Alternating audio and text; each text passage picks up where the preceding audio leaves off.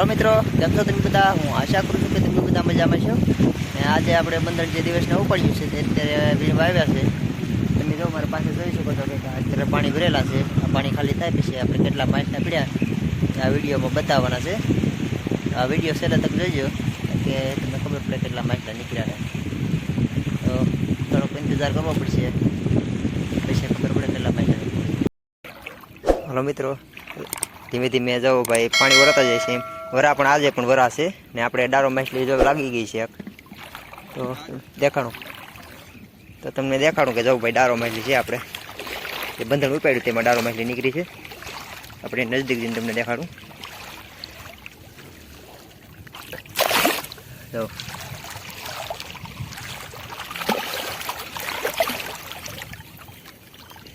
અત્યારે પાણીમાં છે એટલે આ અત્યારે ન પકડાય.